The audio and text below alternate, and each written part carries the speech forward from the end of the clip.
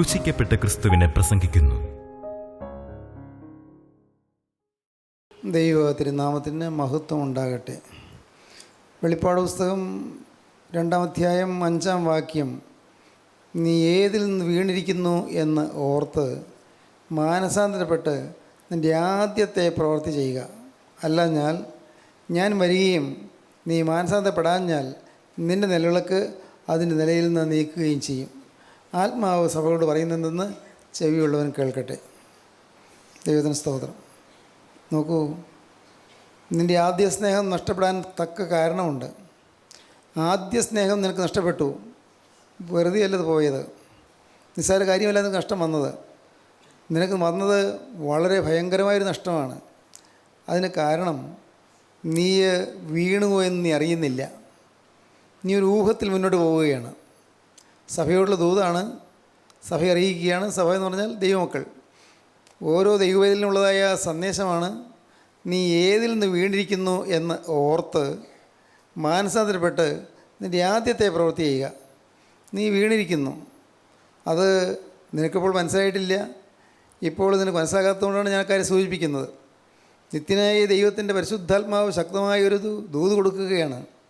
നീ വീണുപോയിരിക്കുന്നു, നീ കൃപയിൽ നിന്ന് വീണുപോയിരിക്കുന്നു. നിൻ്റെ രക്ഷയുടെ സമാധാനവും സന്തോഷവും നഷ്ടപ്പെട്ടു പോയിരിക്കുന്നു. നിൻ്റെ അന്തരാത്മാവിൽ ഇപ്പോൾ സ്തുതിയില്ല, ആരാധനയില്ല. പുറമേ സ്തുതി എന്ന് പറയും, പുറമേ ഒരുപക്ഷേ നീ കൈകൊട്ടും, പുറമേ നീ ഒരുപക്ഷേ കൈവുകയും ദൈവത്തിനായി സമർപ്പിക്കുന്നതായിട്ട് നിനക്ക് തോന്നും. ഊഹിച്ച് യാത്ര ചെയ്യുകയാണ്. ദൈവത്തിൻ്റെ സ്നേഹത്തിൽ നിന്ന് കുറേശ്ശെയായി ഇങ്ങനെ കുറഞ്ഞ് താണ് അങ്ങനെ ഒഴുകിപ്പോകുന്നതായ ഒരു ദയനീയമായ സ്ഥിതിയുണ്ട് ആത്മീയ ജീവിതത്തിൽ. ദൈവത്തിന് സ്തോത്രം. ലൂക്കോസിന് ശേഷം 2-ാം അധ്യായത്തിൻ്റെ 41-ാം വാക്യം വായിക്കുമ്പോൾ നമുക്ക് കാണാം, അവിടെ വിശുദ്ധ കന്യമാതാവും യോസേഫ് പിതാവും ഊഹിച്ച് യേശു കൂടെ ഉണ്ടായിരിക്കുമെന്ന് ഊഹിച്ച് യാത്ര ചെയ്തതിനെക്കുറിച്ച് 41-ാം വാക്യം മുതൽ വായിക്കാം. അവൻ്റെ അമ്മയപ്പന്മാർ ആണ്ടുതോറും പെസഹ പെരുന്നാളിന് യെരുശലേമിലേക്ക് പോകും. അവന് 12 വയസ്സായപ്പോൾ അവർ പതിവ് പോലെ പെരുന്നാളിന് പോയി. പെരുന്നാൾ കഴിഞ്ഞ് മടങ്ങിപ്പോരുമ്പോൾ ബാലനായ യേശു യെരുശലേമിൽ താമസിച്ചു. അമ്മയപ്പന്മാരോ അറിഞ്ഞില്ല.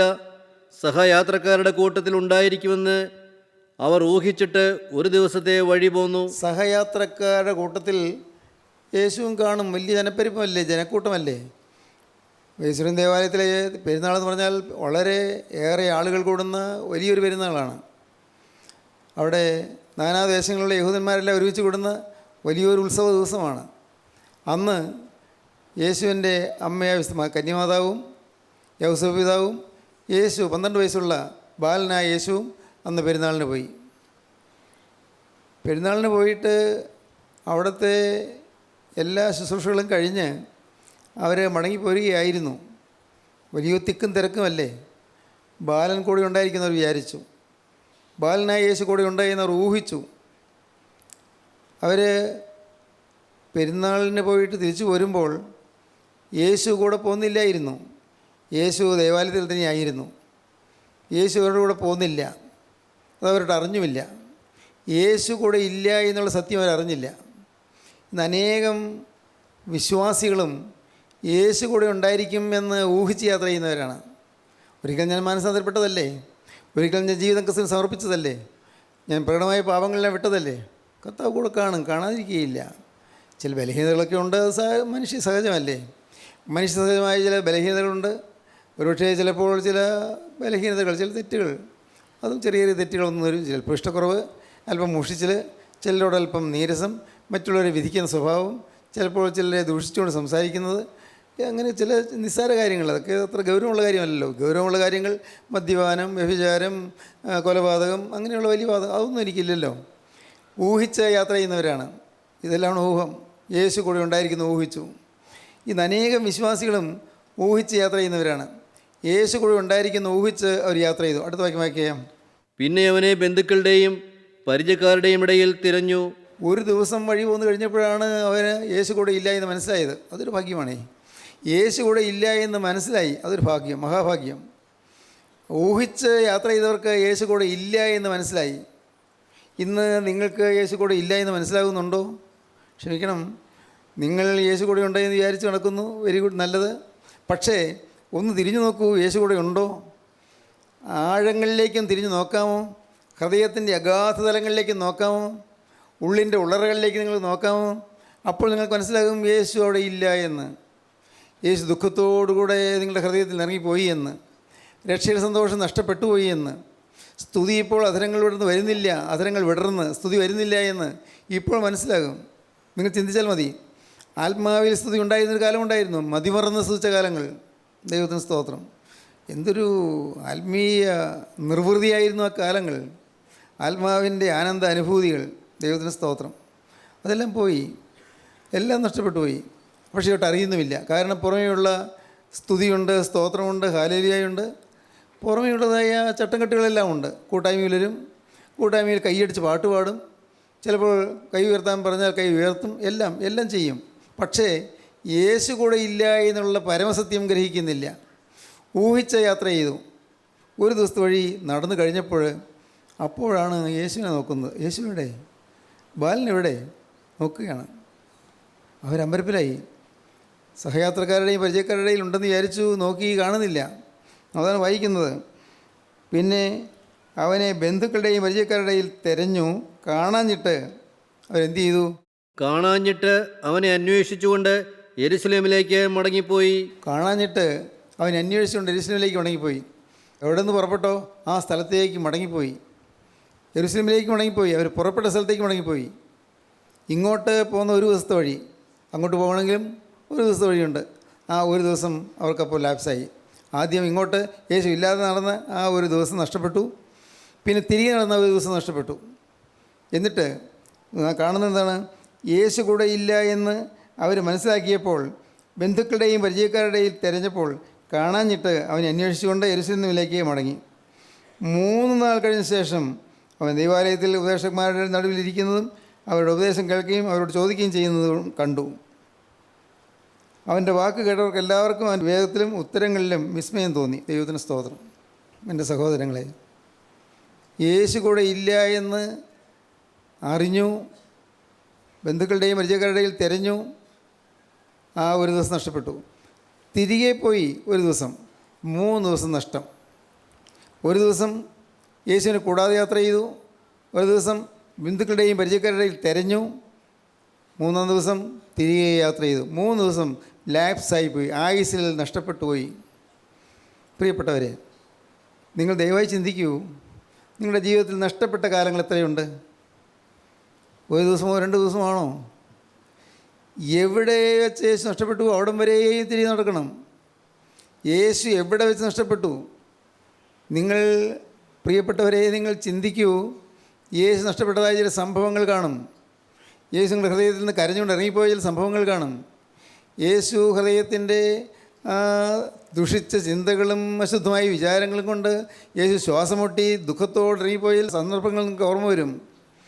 അരുതാത്ത കാര്യങ്ങളിൽ നിങ്ങൾ കൂട്ടിയോടിയപ്പോൾ, വേണ്ടാത്ത കാര്യങ്ങളിൽ നിങ്ങൾ ഇടപെട്ടപ്പോൾ, ആവശ്യമില്ലാത്ത സംഭാഷണങ്ങൾ നിങ്ങൾ മുഴുകിയപ്പോൾ, നിങ്ങളുടെ ഓരോ അവയവവും തിന്മയ്ക്ക് വിട്ടുകൊടുത്തപ്പോൾ, കണ്ണ് കാണേണ്ടാത്തത് കണ്ടപ്പോൾ, ചെവി കേൾക്കേണ്ടാത്തത് കേട്ടപ്പോൾ, നാവ് സംസാരിക്കരുതാത്തത് സംസാരിച്ചപ്പോൾ, ചിന്തകൾ വഴിതെറ്റി അരുതാത്ത വഴിയിൽ കൂടി ചിന്തകൾ സഞ്ചരിച്ചപ്പോൾ, നിങ്ങളുടെ കൈകൾ അരുതാത്തത് ചെയ്തപ്പോൾ, നിങ്ങളുടെ കാലുകൾ അരുതാത്തതിലേക്ക് നടന്നപ്പോൾ, ഹൃദയം അരുതാത്തത് മോഹിച്ചപ്പോൾ, ഹൃദയത്തിൽ ഈർഷ്യയും കയ്പും വിദ്വേഷവും കലർന്നപ്പോൾ, അപ്പോഴെല്ലാം നിങ്ങളറിയൂ, യേശു വേദനയോടെ ഇറങ്ങിപ്പോയി.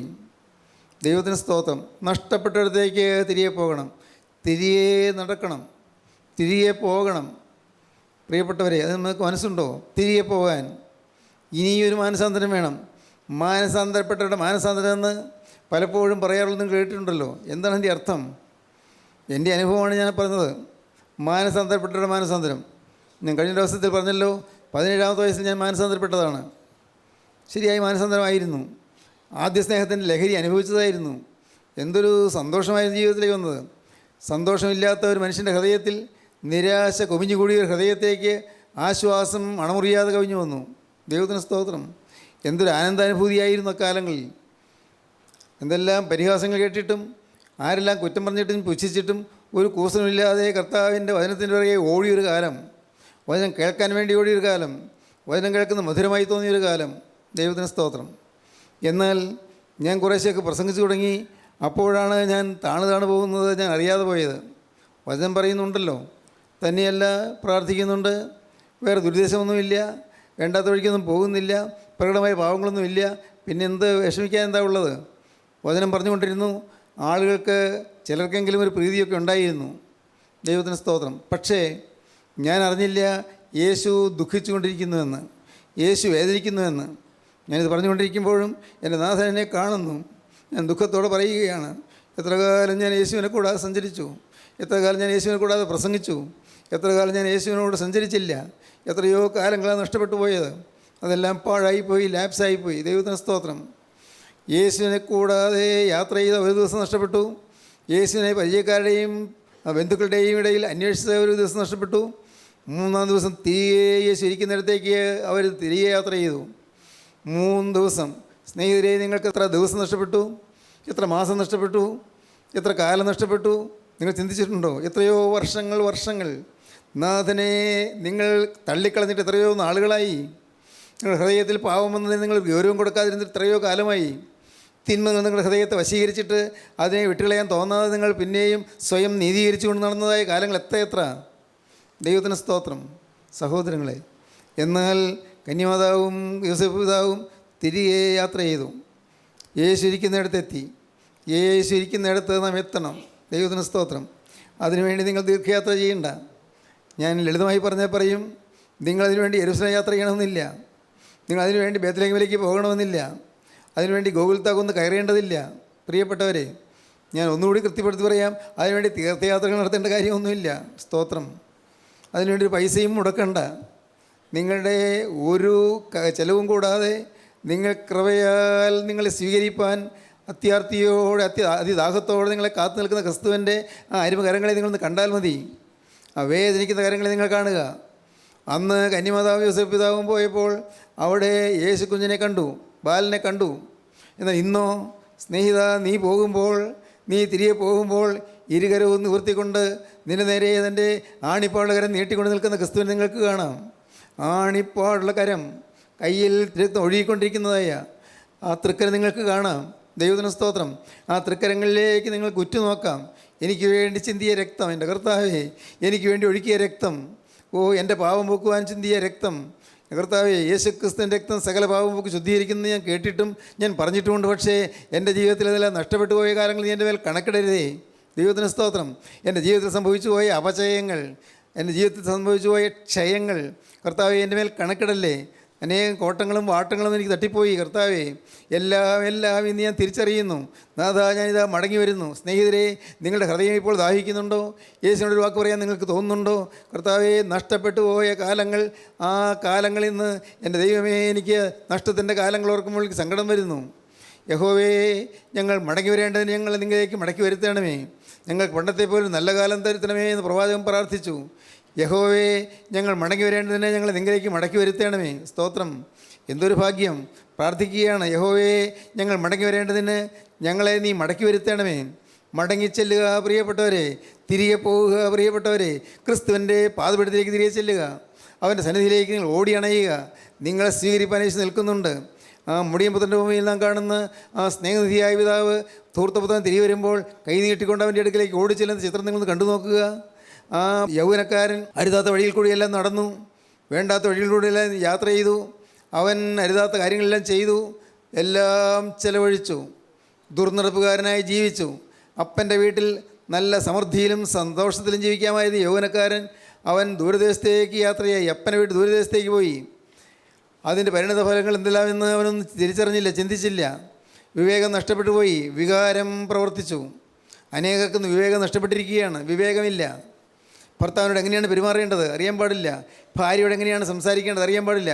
ഭാര്യയെ ബഹുമാനിക്കണമെന്ന് പറയുന്നു, മനസ്സിലാകുന്നില്ല. ഭാര്യയെ ഒരു ദാസിയെപ്പോലെയോ ഒരു വേലക്കാരിയെ പോലെയോ അല്ല അടിമയെപ്പോലെയോ കാണുന്നു. തെറ്റല്ലേ? സ്ത്രീജനം ബലഹീനപാത്രമെന്നും അവർ ജീവൻ്റെ കുറവയ്ക്ക് കൂട്ടവകാശികളെന്ന് ഓർത്ത് അവർക്ക് ബഹുമാനം കൊടുപ്പിയെന്നാണ് പുസ്തകം പറഞ്ഞത്. 1 പത്രോസ് 3-ാം അധ്യായം. സ്ത്രീജനം ബലഹീനപാത്രമെന്നും അവർ ജീവൻ്റെ കുറവയ്ക്ക് കൂട്ടവകാശികളെന്ന് ഓർത്ത് അവർക്ക് ബഹുമാനം കൊടുപ്പീൻ. നിങ്ങളുടെ ഭാര്യയെ നിങ്ങൾക്ക് ബഹുമാനിക്കാൻ സാധിക്കുന്നുണ്ടോ? സ്നേഹമുണ്ട്, ശരിയാണ്. പക്ഷേ ബഹുമാനമുണ്ടോ?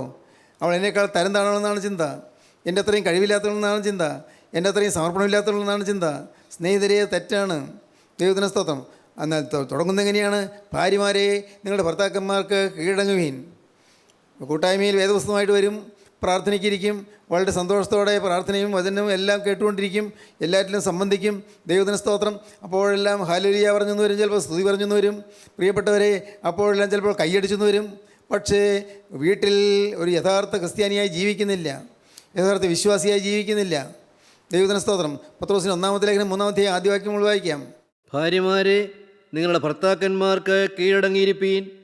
അവരിൽ വല്ലവരും വചനമനുസരിക്കാത്ത പക്ഷം ഭയത്തോടുകൂടിയ നിങ്ങളുടെ നിർമ്മലമായ നടപ്പ് കണ്ടറിഞ്ഞ് വചനം കൂടാതെ ഭാര്യമാരുടെ നടപ്പിനാൽ ചേർന്ന് വരുവാനിടയാകും.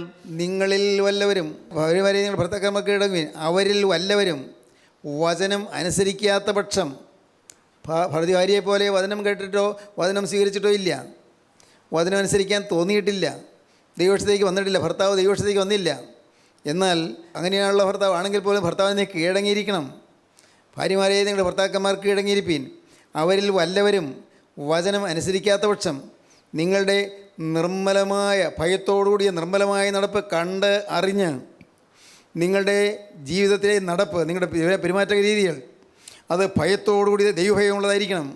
ഭയത്തോടുകൂടി നിങ്ങളുടെ നിർമ്മലമായ നടപ്പ് കണ്ട് അറിഞ്ഞ്, നിങ്ങളുടെ ജീവിതത്തിൽ കൂടി ദൈവത്തോടുള്ള നിങ്ങളുടെ ഭയഭക്തി, ഭയത്തോടുകൂടി നിർമ്മലമായ നടപ്പ്, പരിശുദ്ധമായ ജീവിതഗതികൾ, ജീവിത രീതികൾ ഇത് ഭർത്താവ് കാണട്ടെ. നിങ്ങളുടെ ഭർത്താക്കന്മാർ അവർ വല്ലവരും അതിനനുസരിക്കാത്ത പക്ഷം നിങ്ങളുടെ ഭയത്തോടുകൂടിയ നിർമ്മലമായ നടപ്പ് കണ്ട് അറിഞ്ഞ്, നിങ്ങളുടെ വചനം കൂടാതെ, നിങ്ങളുടെ ഉപദേശം കൂടാതെ, ഭർത്താവിനെ ഉപദേശിക്കേണ്ട, വചനം കൂടാതെ നിങ്ങളുടെ നടപ്പിനാൽ ചേർന്ന് വരുവാനിടയാകും. നിങ്ങളുടെ നടപ്പ് കണ്ട് ഭർത്താവ് വിശ്വാസത്തിലേക്ക് വരും. സ്തോത്രം. അതാണ് ക്രിസ്തീയ ജീവിതം. നാം പലപ്പോഴും ഭാര്യയെ കുറ്റം പറയുന്നു, അല്ലെങ്കിൽ ഭർത്താവിനെ കുറ്റം പറയുന്നു. എന്നാൽ നാം ഒരു വിശ്വാസിയായി നിന്നിട്ടുണ്ടോ? ചിന്തിച്ച് നോക്കൂ. ഞാൻ വിശുദ്ധ ദൈവമായി നിന്നിട്ടുണ്ടോ? എനിക്ക് കിട്ടിയ കൃപ എന്തെന്ന് അനുഭവിച്ചുകൊണ്ട് ഞാൻ നിന്നിട്ടുണ്ടോ? യേശുവിൻ്റെ സൗമ്യതയും ലാളിത്യവും ഞാൻ അനുഭവിച്ചിട്ടുണ്ടോ? യേശുവിൻ്റെ താഴ്മയും യേശുവിൻ്റെ ആ ഹൃദയവിശാലതയും ഞാൻ സ്വീകരിച്ചിട്ടുണ്ടോ? എൻ്റെ ജീവിതത്തിൽ സത്യമായ ഒരു സാക്ഷ്യം വഹിക്കാൻ എനിക്ക് കഴിഞ്ഞിട്ടുണ്ടോ? ജീവിത സാക്ഷ്യം. സാക്ഷ്യം പറയും, പക്ഷേ ജീവിതത്തിൽ സാക്ഷ്യമില്ല. നിങ്ങളാരെയും കുറ്റപ്പെടുത്തി വിചാരിക്കല്ലേ, ദയവായിട്ട് അങ്ങനെ ചിന്തിക്കല്ലേ. നിങ്ങളെല്ലാവരെയും അടച്ച് കുറ്റം പറയുകയാണെന്ന് നിങ്ങൾ ഒരിക്കലും തോന്നല്ലേ. നല്ലതുപോലെ നിൽക്കുന്ന ആളുകളുണ്ട്, ഇല്ലെന്നല്ല. പക്ഷേ അനേകരും ഇന്ന് ഭാര്യമാരെ ബഹുമാനിക്കുന്നില്ല, ഭർത്താവിന് കീഴ്പ്പെടുന്നില്ല. ഭാര്യമാരെ നിങ്ങളുടെ ഭർത്താക്കന്മാർ കീഴടങ്ങിയിരിപ്പിൽ അവരിൽ വല്ലവരും അതിനനുസരിക്കാത്ത പക്ഷം ഭയത്തോടുകൂടിയ നിങ്ങളുടെ നിർമ്മലമായ നടപ്പ് കണ്ട് അറിഞ്ഞ്, നിങ്ങളുടെ വചനം കൂടാതെ നിങ്ങളുടെ നടപ്പിനാൽ ചേർന്ന് വരുവാനിടയാകും. അയക്കാം. നിങ്ങളുടെ അലങ്കാരം തലമുടി പിന്നുന്നതും പൊന്നണിയുന്നതും വസ്ത്രം ധരിക്കുന്നതും ഇങ്ങനെ പുറമേ ഉള്ളതല്ല. നിങ്ങളുടെ അലങ്കാരം തലമുടി പിന്നുന്നതും പൊന്നണിയുന്നതും വസ്ത്രം ധരിക്കുന്നതും ഇങ്ങനെ പുറമേ ഉള്ളതല്ല. പ്രിയപ്പെട്ടവരെ, നിങ്ങളുടെ താലിമാല ഇടുന്നത് തെറ്റാണെന്നല്ല പറഞ്ഞത്, അല്ലെങ്കിൽ നിങ്ങളുടെ മോതിരം, വിവാഹമോതിരം ഇടുന്നു തെറ്റാണെന്നല്ല പറഞ്ഞത്. ആവശ്യമുള്ളത് ചെയ്തു കൊള്ളട്ടെ. പക്ഷേ കൈ നിറയെ വളയും കഴുത്ത് നിറയെ മാലയുമെല്ലാമായി അങ്ങനെ ആഡംബര പ്രൗഢിയോടെ നടക്കുന്ന ദൈവവേദന ഭൂഷണമല്ല. ദൈവത്തിന് സ്തോത്രം. നിങ്ങളുടെ അലങ്കാരം തലമുടി പിന്നുന്നതും പൊന്നണിയുന്നതും വസ്ത്രം ധരിക്കുന്നതും ഇങ്ങനെ പുറമേ ഉള്ളതല്ല. സൗമ്യതയും സാവധാനതയുമുള്ള മനസ്സ് എന്ന അക്ഷയഭൂഷണമായ ഹൃദയത്തിൻ്റെ ഗൂഢമനുഷ്യൻ തന്നെയായിരിക്കണം. സൗമ്യതയും സാവധാനതയുമുള്ള മനസ്സ് എന്ന അക്ഷയഭൂഷണമായ ഹൃദയത്തിൻ്റെ ഗൂഢമനുഷ്യൻ തന്നെയായിരിക്കണം. ഹൃദയത്തിൽ സൗമ്യത, സാവധാനത, വളരെ പയ്യ എന്നുള്ള അർത്ഥത്തിലല്ല, സ്ലോ എന്നുള്ള അർത്ഥത്തിലല്ല, സാവധാനത, അവധാനം, ശ്രദ്ധ, സാവധാനം, ശ്രദ്ധയോടുകൂടിയ നിങ്ങളുടെ സൗമ്യതയും സാവധാനതയുള്ള മനസ്സ് എന്ന അക്ഷയഭൂഷണം, ക്ഷയിക്കാത്ത ആഭരണം, അതാണ് ആഭരണം. ഹൃദയമാണ് ആഭരണം. സൗമ്യതയും സാവധാനതയുമാണ് ആഭരണം. സൗമ്യതയും സാവധാനതയുമുള്ള അക്ഷയഭൂഷണമായ ഹൃദയത്തിൻ്റെ ഗൂഢമനുഷ്യൻ തന്നെയായിരിക്കണം. ആരെയും കാണിക്കാനല്ല. ഗൂഢമനുഷ്യൻ, അകത്ത് സൗമ്യത, അകത്തൊരു എളിമ, അകത്തെപ്പോഴൊരു വിനയം. ദൈവത്തിന് സ്തോത്രം. പ്രിയപ്പെട്ടവരെ, നിങ്ങൾക്ക് മനസ്സിലാവുന്നുണ്ടെന്ന് എനിക്ക് തോന്നുന്നു. ദൈവത്തിന് സ്തോത്രം. നിങ്ങൾ നോക്കൂ, നിങ്ങളുടെ ജീവിതത്തെ പരിശോധിക്കൂ. നിങ്ങൾ ദൈവസ്നേഹത്തിലാണോ? ഇപ്പോൾ കർത്താവിൻ്റെ കൃപയിലാണോ? അതോ നിങ്ങൾ ഊഹിച്ച് യാത്ര ചെയ്യുകയാണോ? ഇന്ന് നിങ്ങളുടെ ഹൃദയത്തിൽ തിന്മകളില്ലേ? അശുദ്ധ നിരൂപണങ്ങളില്ലേ? ഹൃദയത്തിൽ അഹങ്കാരമില്ലേ? ഹൃദയത്തിൽ അസൂയയില്ലേ? ഹൃദയത്തിൽ സ്വാർത്ഥതയില്ലേ? ഹൃദയത്തിൽ ദ്രവ്യാഗ്രഹമില്ലേ? എല്ലാം അവിടെ പത്തിയടക്കി നിൽക്കുകയാണ്. ഇന്ന് പത്തിയടക്കുന്ന ഒരു ടെസ്റ്റ് കേസ് വരുമ്പോൾ എല്ലാം ബുദ്ധി വരും. ഒരവസരം വരുമ്പോൾ തലപൊക്കും. ഇന്ന് പാമ്പ് പത്തിയടക്കി കിടക്കുകയാണ് അനേകരുടെ ജീവിതത്തിൽ. പുറമേ അഹങ്കാരം കാണിക്കുന്നില്ല, പുറമേ വളരെ വിനയം ഭാവിക്കുന്നു, വളരെ താഴ്മ. പക്ഷേ അകത്ത് അസഹ്യമായ അഹംഭാവത്തിൻ്റെ വിജൃംഭിതമായ ആ ഭീകരമായ അവസ്ഥയാണ് കാണുന്നത്. സ്തോത്രം.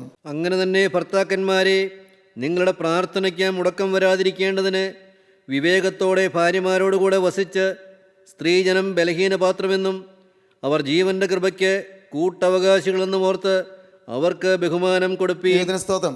അതിന് മുൻപ് ഒരു വാക്യം എന്താണ്? സാറ അബ്രഹാമിനെ യജമാനെന്ന് വിളിച്ചനുസരിച്ചിരുന്നു.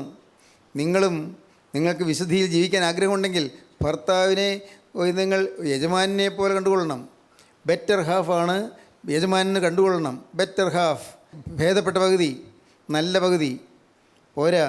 നിങ്ങൾ ഭർത്താവിനെ നിങ്ങൾ യജമാനെന്ന് വിളിച്ചനുസരിക്കത്തക്കവണ്ണം അത്രമാത്രം ഒരു താഴ്മയും കീഴടക്കവും നിങ്ങൾക്ക് വേണം. സ്ത്രീകളോടാണ് പറയുന്നത്, സ്ത്രീകളോടാണ്. എന്നാൽ നോക്കൂ, ഭർത്താക്കന്മാരെ നിങ്ങളുടെ ഭാര്യമാരെ സ്നേഹിപ്പീൻ. അവരോട് കയ്പായിരിക്കരുത്. ഭാര്യയോട് കയ്പ് പാടില്ല. അവളെ വിധിക്കരുത്, അവളെ കുറ്റം പറയരുത്, അവളെ തരം താഴ്ത്തി കാണരുത്, മറ്റുള്ള മുമ്പിൽ വെച്ച് അവളെ ആക്ഷേപിക്കരുത്, അവളെ തുച്ഛീകരിക്കരുത്, ചെറുതാക്കി കാണരുത്. നിങ്ങളവരെ ആദരിച്ചു കൊള്ളണം. ഭർത്താക്കന്മാരെ നിങ്ങളുടെ ഭാര്യമാരെ സ്നേഹിപ്പീൻ. അങ്ങനെ തന്നെ ഭർത്താക്കന്മാരെ നിങ്ങളുടെ പ്രാർത്ഥനയ്ക്ക് മുടക്കം വരാതിരിക്കേണ്ടതിന് വിവേകത്തോടെ ഭാര്യമാരോടുകൂടെ വസിച്ച് നിങ്ങൾ ഭാര്യമാരോട് വസിക്കണം. സ്ത്രീജനം ബലഹീനപാത്രമെന്നും അവർ ജീവന്റെ കൃപയ്ക്ക് കൂട്ടവകാശികളെന്നും ഓർത്ത് അവർക്ക് ബഹുമാനം കൊടുപ്പീൻ. അവർ ജീവന്റെ കൃപയ്ക്ക് കൂട്ടവകാശികളെന്ന് ഓർത്ത് അവർക്ക് ബഹുമാനം കൊടുപ്പീൻ. ഭാര്യമാരെ ബഹുമാനിക്കണം. സ്തോത്രം. എത്ര കൃത്യമായിട്ടാണ് ദൈവത്തിന് വചനം പറഞ്ഞു തരുന്നത്. ഇതെല്ലാം വെച്ച് നോക്കുമ്പോൾ നാം ഇന്ന് ആദ്യ സ്നേഹത്തിലാണോ? ചിന്തിച്ച് നോക്കൂ. നാം ഇന്ന് ദൈവത്തിൻ്റെ കൃപയിലാണോ? ദൈവത്തിൻ്റെ ആത്മാവ് നമ്മൾ വസിക്കുന്നുണ്ടോ? കർത്താവ് ഇന്ന് നമ്മെ നോക്കി ദുഃഖിക്കുകയാണോ അതോ സന്തോഷിക്കുകയാണോ? അവൻ്റെ തിരുമുഖം പ്രകാശിക്കുകയാണോ? അവൻ നമ്മെ നോക്കി പുഞ്ചിരിക്കൊള്ളുകയാണോ? നിങ്ങൾ ചിന്തിക്കൂ. ദൈവത്തിന് സ്തോത്രം. മക്കളെ, നിങ്ങൾ എന്താണ് കണ്ടിരിക്കുന്നത്? കുഞ്ഞുങ്ങളെ, നിങ്ങൾ മാതാപിതാക്കളെ അനുസരിപ്പീൻ. എഫേസ്യ ലേഖനം 6-ാം അധ്യായം 1-ാം വാക്യം. മക്കളെ, നിങ്ങളുടെ അമ്മയപ്പന്മാരെ കർത്താവിൽ അനുസരിപ്പീൻ. അമ്മയപ്പന്മാരെ അനുസരിപ്പീൻ. അത് ന്യായമല്ലോ? ന്യായമാണ്, ന്യായമായ കാര്യമാണത്.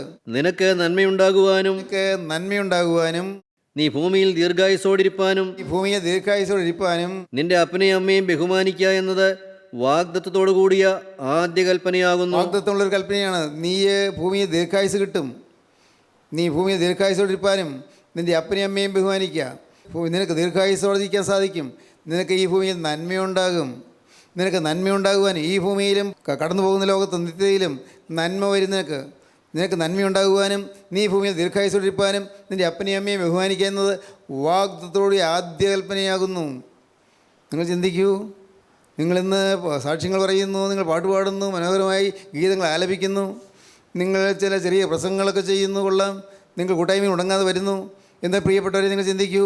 നിങ്ങൾ വാസ്തവത്തിൽ ദൈവസ്നേഹത്തിലാണോ എന്ന് നിൽക്കുന്നത്? മാതാപിതാക്കന്മാരെ അനുസരിക്കുന്നുണ്ടോ? ഗുരുക്കന്മാരെ ബഹുമാനിക്കുന്നുണ്ടോ? നിങ്ങളുടെ ഗുരുഭൂതരെ നിങ്ങൾ ആദരിപ്പീൻ. നിങ്ങളുടെ മാതാപിതാക്കളെ നിങ്ങൾ ബഹുമാനിപ്പീൻ. നിങ്ങളെപ്പോഴും കീഴടക്കമുള്ളവരായിരിപ്പീൻ. നിങ്ങൾ വിനയമുള്ളവരായിരിപ്പീൻ. അഭിവൃദ്ധി നിങ്ങളെ തേടി വരും. ഞാൻ നിന്നെ വാലല്ല നിന്നെ തലയാക്കുമെന്ന് പറഞ്ഞ വാഗ്ദത്തം നിങ്ങൾ നിവർത്തിക്കും. ദൈവം നിങ്ങളെ അനുഗ്രഹിക്കും. ദൈവത്തിന് സ്തോത്രം. ആദ്യ സ്നേഹം നഷ്ടപ്പെട്ടു പോയി. എന്തെല്ലാമോ പാവങ്ങൾ അകത്തു വന്നു. പാവങ്ങൾ ഓരോന്നും എന്തെല്ലാം തിരിച്ചറിഞ്ഞുകൊണ്ട് എവിടെ വെച്ചാണ് നഷ്ടപ്പെട്ടതെന്ന് തിരികെ യാത്ര ചെയ്യണം. ധൂർത്തപുത്രൻ തിരികെ യാത്ര ചെയ്തു. അവൻ പോകുന്ന വഴിയിലൂടെയെല്ലാം തിരികെ അവൻ യാത്ര ചെയ്തു അപ്പൻ്റെ വീട്ടിലേക്ക്. അപ്പൻ്റെ വീട്ടിൽ നിന്ന് ഇറങ്ങിപ്പോകുന്നതിന് ശേഷം അപ്പൻ്റെ വീട്ടിലേക്ക് തിരികെ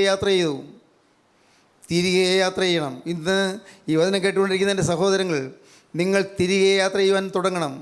ഇന്ന് തിരികെയുള്ള യാത്രയുടെ ആരംഭമാകണം. ദൈവത്തിന് സ്തോത്രം. നിങ്ങളെ പ്രതീക്ഷിച്ച് സ്വർഗീയ പിതാവ് കരം നീട്ടി നിൽക്കുന്നു. വാത്സല്യമസണമായ ആ സ്വർഗീയ സ്നേഹത്തിൻ്റെ കരങ്ങൾ നിങ്ങളുടെ നേരെ നീട്ടിക്കൊണ്ട് അവിടെ നിൽക്കുന്നു. നിങ്ങളെ സ്വീകരിക്കാനാണ്, നിങ്ങളെ തള്ളിക്കളയാനല്ല, നിങ്ങളെ ശവിച്ച് തള്ളാനല്ല, നിങ്ങൾക്ക് ഏതെങ്കിലും ശിക്ഷ തരാനല്ല. നിങ്ങളെ ആനന്ദത്തോടെ സ്വീകരിച്ച് ഒന്നും ചോദിക്കാതെ നിങ്ങൾ കൈക്കൊള്ളുവാനാണ്. ഒന്നും ചോദിക്കാതെ നിങ്ങളുടെ കീറി നാറി മുഷിഞ്ഞ വസ്ത്രം മാറ്റി നിങ്ങൾക്ക് മേൽത്തരം അംഗീകരിപ്പിക്കാനാണ്. നിങ്ങളുടെ കൈക്ക് മോതിരൊടിക്കാനാണ്. നിങ്ങളുടെ കാലിന് ചെരുപ്പിടിപ്പിക്കാനാണ്. നിങ്ങൾക്ക് വേണ്ടി വിരുന്നൊരുക്കാൻ കാത്തിരിക്കുകയാണ്. ഒരുങ്ങൂ പ്രിയപ്പെട്ടവരെ, തിരികെ വരുവീൻ. ആനന്ദാനുഭൂതിയിലേക്ക് നിങ്ങൾ തിരികെ വരുവീൻ. സന്തോഷം നിങ്ങൾ അനുഭവിപ്പീൻ. ആത്മാവിൻ ലഹരി നിങ്ങൾ അനുഭവിപ്പീൻ. ദൈവ സ്നേഹത്തിലേക്ക് മടങ്ങി വരുവീൻ. ദൈവം നിങ്ങൾ അനുഗ്രഹിക്കട്ടെ. നമുക്ക് പ്രാർത്ഥിക്കാം. സ്നേഹവാനെ, ഞങ്ങളുടെ വാഴ്ത്തപ്പെട്ട കർത്താവേ, ഈ മനോഹരമായ സമയത്തിനായി ഞങ്ങൾ നിന്നെ സ്തുതിക്കുന്നു. ഞങ്ങൾ നിന്നെ സ്തോത്രം ചെയ്യുന്നു. ഈ വചനം കേട്ട് എല്ലാവരെയും, നാനാദേശങ്ങളിൽ നിന്ന് വചനം കേട്ടുകൊണ്ടിരിക്കുന്ന എല്ലാവരെയും നാഥ അവിടുന്ന് അനുഗ്രഹിക്കണം. എല്ലാവരെയും നിൻ്റെ കൃപയിൽ കാക്കണമേ. തിരുനാമം ബോധപ്പെടുത്തണമേ. യേശുക്രിസ്തുവിൻ്റെ പരിശുദ്ധമായ നാമത്തിൽ പ്രാർത്ഥിക്കുന്ന കൃപയോടെ കേൾക്കണം പിതാവേ. ആമീൻ.